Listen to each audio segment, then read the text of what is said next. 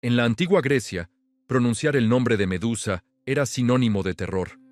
Se decía que era una criatura tan espantosa que los héroes más valientes no volvían tras encontrarla. Su sola mirada convertía a los hombres en piedra, sellando sus destinos en un segundo. Sin embargo, Medusa no nació siendo un monstruo. Hubo un tiempo en que fue una joven llena de vida y fiel a la diosa Atenea. Esta es la historia de cómo se vio atrapada en las tensiones divinas y en un destino del que no pudo escapar. Medusa era hija de Forcis y Ceto, dos deidades marinas muy antiguas. Ellos también engendraron a Esteno y Euríale, criaturas con rasgos de serpiente que se mostraban agresivas desde pequeñas y que fueron llamadas gorgonas. En cambio, Medusa nació con un aspecto completamente humano, de cabello oscuro que se volvería cada vez más hermoso. Sus primeros años los pasó cerca de la costa, sin grandes lujos pero rodeada de la brisa marina. Fue en aquellas playas donde conoció a Ificles, un niño inquieto que a menudo acompañaba a su padre pescador. Aunque la familia de Medusa tenía una fama temible, Ificles no vio en ella nada siniestro.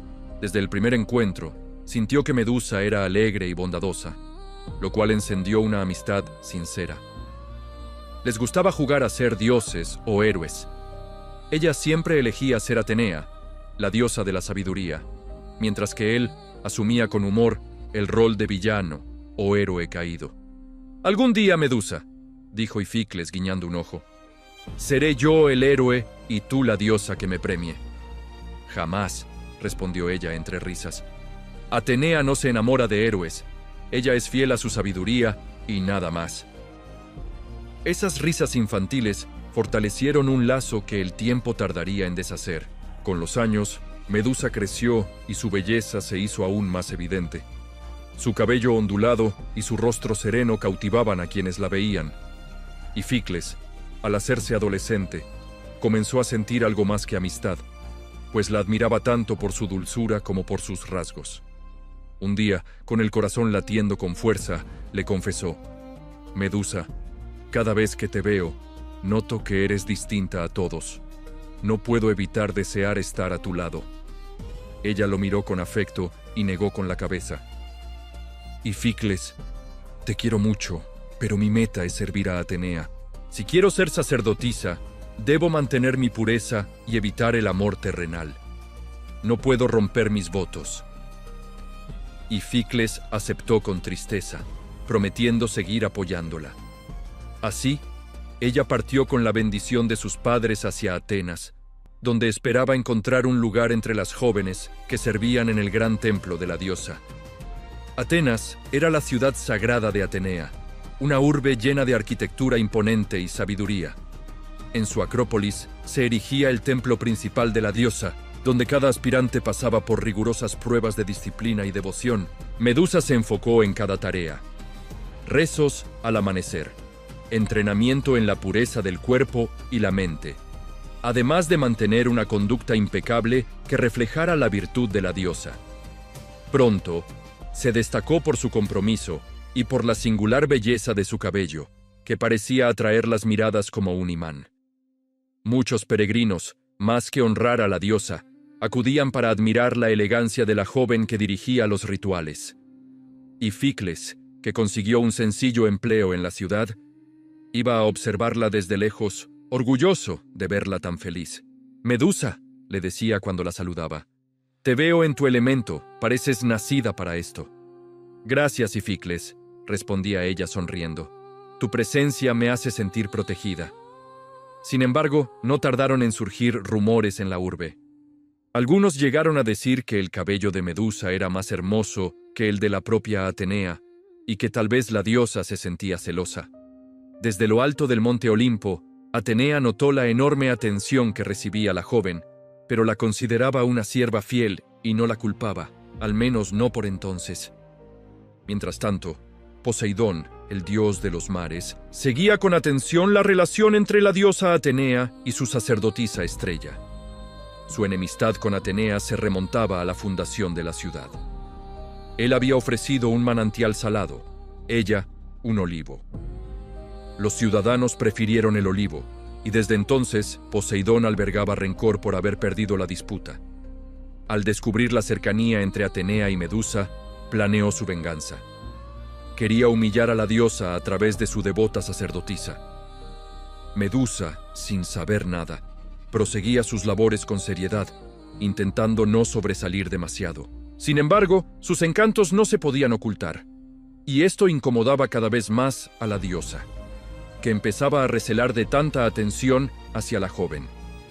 Una tarde, Medusa salió del templo para recolectar flores y hierbas cerca del mar, esenciales para un ritual.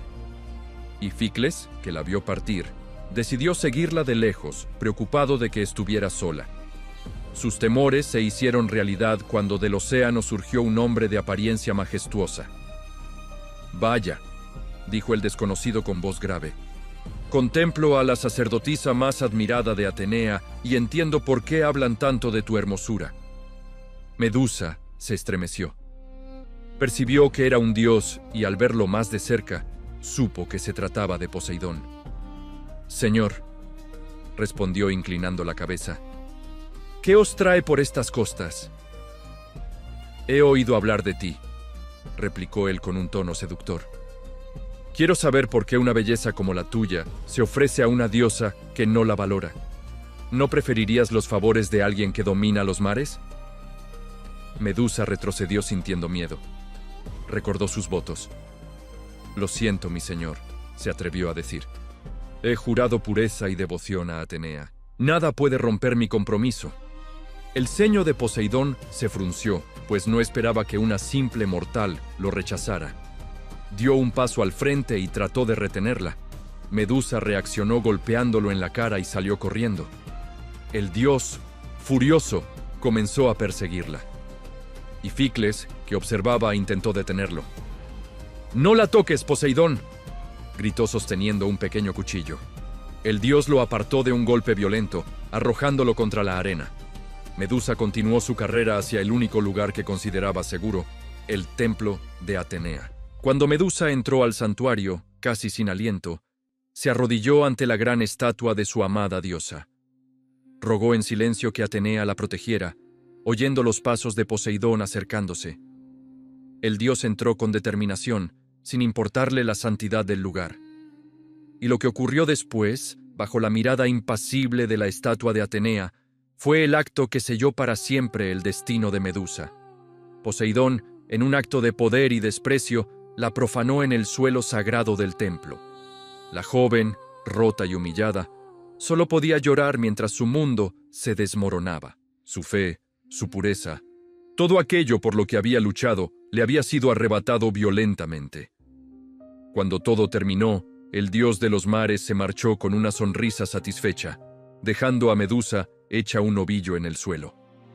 Ella levantó la vista hacia la estatua de su diosa, buscando consuelo, una señal de protección, pero en su lugar sintió una fría presencia. Atenea había aparecido. La diosa de la sabiduría, en lugar de mostrar compasión, la miró con una furia helada. «Has profanado mi templo», dijo Atenea, su voz resonando con un poder terrible. «Has traído tu suciedad a mi hogar sagrado». Medusa, entre sollozos, intentó explicar. «Mi señora, yo no quise, él me obligó». Pero Atenea no escuchaba. Para ella, la ofensa era imperdonable. El templo había sido mancillado, y la culpa, a sus ojos, recaía en la mortal. Castigar a Poseidón, un dios de su mismo nivel, era complicado y desataría una guerra. Castigar a la sacerdotisa, en cambio, era fácil y enviaba un mensaje. «Tu belleza ha sido la causa de esta desgracia», sentenció Atenea. «Tu cabello, que tantos admiran, será tu perdición». De repente, Medusa sintió un dolor agudo en su cabeza. Sus hermosos mechones oscuros comenzaron a retorcerse y a sisear, transformándose en serpientes venenosas. Su rostro, antes sereno, se deformó en una mueca de horror perpetuo. Sus ojos, que una vez reflejaron devoción, se convirtieron en un arma letal. Cualquiera que los mirara directamente se convertiría en piedra. «A partir de ahora llevarás este castigo», continuó la diosa con crueldad. «Vagarás sola, y todo aquel que busque tu rostro encontrará solo la muerte. Serás un monstruo, un recordatorio de lo que sucede cuando se desafía a los dioses. Medusa, ahora una criatura aterradora, huyó del templo entre gritos de pánico de la gente. Ificles, que había logrado recuperarse, la vio correr y, sin entender lo que pasaba, la llamó. Pero cuando ella se giró, el joven solo alcanzó a ver el destello de sus ojos antes de quedar petrificado, convertido en una estatua de piedra con una expresión de sorpresa y dolor. Ese fue el último acto de humanidad que Medusa presenció antes de que su corazón se endureciera, como la piedra a la que ahora condenaba a otros. Exiliada y temida, se refugió en una cueva lejana, acompañada únicamente por sus hermanas, las gorgonas, que la recibieron sin juzgarla. El mito de Medusa, la mujer cuya mirada petrificaba, se extendió por toda Grecia. Los héroes acudían a su guarida en busca de gloria, pero todos terminaban como estatuas de piedra adornando la entrada de su cueva. Lo que no sabían es que no estaban luchando contra un monstruo nacido del mal, sino contra una víctima de la crueldad de los dioses. Una mujer cuya única falta fue su belleza y su devoción. Su trágica historia nos recuerda que, a menudo, los monstruos no nacen, sino que se hacen, moldeados por la injusticia y el dolor. Medusa no fue solo un desafío para los héroes, sino un símbolo de cómo los poderosos pueden destruir a los inocentes para saldar sus propias cuentas. En la antigua Grecia, entre las sacerdotisas que servían a Atenea, destacaba una joven llamada Medusa. Su devoción y belleza eran incomparables, atrayendo las miradas de mortales y dioses por igual. Pero entre todos, fue Poseidón, el poderoso dios del mar, quien quedó cautivado. Intentó cortejarla con regalos y promesas, pero Medusa, fiel a su juramento de pureza como sacerdotisa, lo rechazó una y otra vez. El rechazo hirió el orgullo del dios. Ciego de ira, Poseidón desató su furia y la persiguió sin descanso hasta acorralarla dentro del templo de Atenea, el lugar más sagrado para ella. Desesperada, Medusa clamó a su diosa, esperando protección divina en su propio santuario. Sin embargo, el dios del mar no mostró respeto por el lugar sagrado ni por la fe de la joven. Allí, bajo la mirada impasible de la estatua de Atenea, ocurrió un acto terrible que marcó para siempre la vida de Medusa.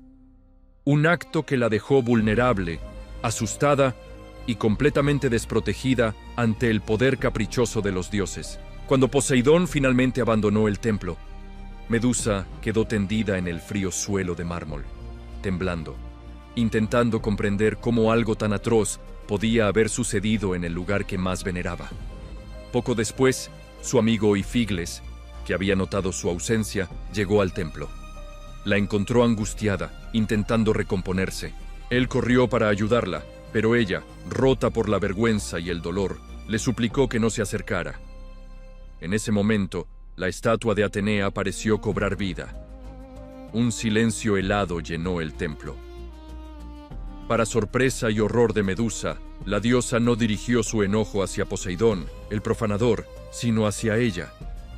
Atenea interpretó lo ocurrido como una mancha en su pureza y una ofensa al honor de su sagrado templo.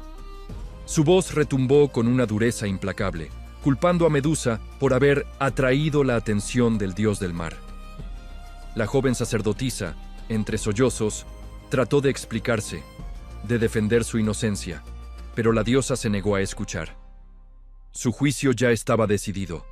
De repente, una energía divina, fría y transformadora, recorrió cada centímetro del cuerpo de Medusa. Su hermoso cabello, que tanto había admirado Poseidón, se retorció y siseó, convirtiéndose en un nido de serpientes venenosas. Sus ojos, antes llenos de devoción, adquirieron un poder terrible, la capacidad de convertir en piedra a cualquiera que los mirara directamente. Su figura entera comenzó a irradiar un aura de terror. Medusa gritó, un sonido desgarrador que mezclaba el dolor físico con una agonía emocional insoportable. Ya no era la sacerdotisa, ahora era un monstruo. Ificles, viendo su sufrimiento, ignoró sus advertencias y corrió hacia ella para consolarla. En el caos, Una de las serpientes de su cabeza lo mordió accidentalmente. Sus miradas se cruzaron por un instante fatal. Ante los ojos horrorizados de Medusa, su único amigo se convirtió en una estatua de piedra, una figura congelada en un gesto de ayuda eterna. Destrozada, Medusa sostuvo entre lágrimas la estatua de su amigo. No podía creer que su propia desgracia se hubiera extendido a la única persona que había intentado ayudarla. Incapaz de controlar su nuevo y terrible poder, y temiendo hacer daño a más inocentes, tomó la única decisión que le quedaba. Huyó de Atenas, de su hogar, de todo lo que conocía. Vagó durante días, semanas, una paria rechazada por el mundo. Finalmente, encontró refugio en un antiguo templo en ruinas, lejos de la civilización. Allí decidió vivir en completa soledad, con la esperanza de no volver a dañar a nadie. Pero su historia la precedía.